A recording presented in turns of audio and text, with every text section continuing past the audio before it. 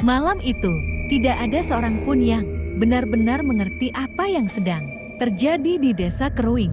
Tapi rekaman yang ditemukan setelah kejadian cukup untuk membuat siapapun merinding. Rekaman terakhir penjaga bendungan. Bendungan Keruing dibangun pada tahun 1988, sebuah proyek yang sejak awal dipenuhi rumor.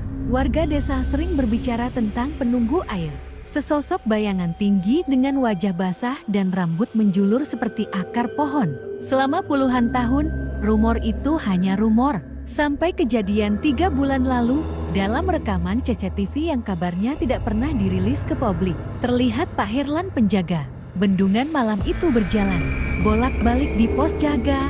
Aneh, iya, mondar-mandir tanpa arah. Seperti mendengar sesuatu, rekaman itu tidak punya suara. Tapi para teknisi yang menontonnya mengatakan, kami bisa tahu dia ketakutan. Bahkan tanpa audio. Sekitar jam 1:17 dini hari, Pak Herlan berhenti tepat di depan pintu pos jaga, menatap gelapnya permukaan air. Kemudian, sesuatu muncul. Bayangan hitam memanjang, merangkak di atas air seperti kabut yang punya bentuk. Tubuhnya tidak jelas, tapi gerakannya terlalu cepat, terlalu halus, seolah tidak menyentuh permukaan. Dalam rekaman, Pak Herlan mundur beberapa langkah. Mulutnya terbuka, seperti berteriak, tapi tidak ada suara. Bayangan itu perlahan terangkat dari permukaan air, membentuk siluet tubuh kurus dengan bahu terlalu sempit. Tulang-tulangnya menonjol, dan mata cekung seperti 2 lubang hitam. Rambutnya menggantung seperti tanaman liar yang tumbuh di dasar bendungan. Dan dalam hitungan detik, lampu pos jaga berkedip 3 kali. Setiap kali lampu menyala, bayangan itu semakin dekat. 3 kedipan, 3 jarak yang hilang. Pada kedipan terakhir, bayangan itu berdiri tepat di belakang Pak Herlan.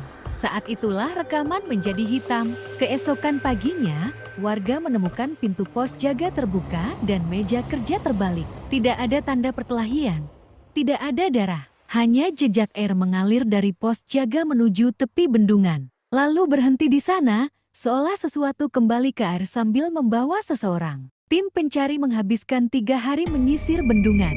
Hasilnya nihil, tidak ada jasa, tidak ada pakaian, tidak ada jejak. Hanya pada malam hari keempat, petugas menemukan sesuatu yang membuat mereka tidak mau lagi bertugas malam. Di bagian dalam dinding bendungan, muncul bekas garukan panjang, dalam, seperti dicakar oleh tangan manusia. Tapi jaraknya terlalu tinggi dari permukaan air. Mustahil dijangkau siapapun. Garukan itu membentuk satu kata, tunggu.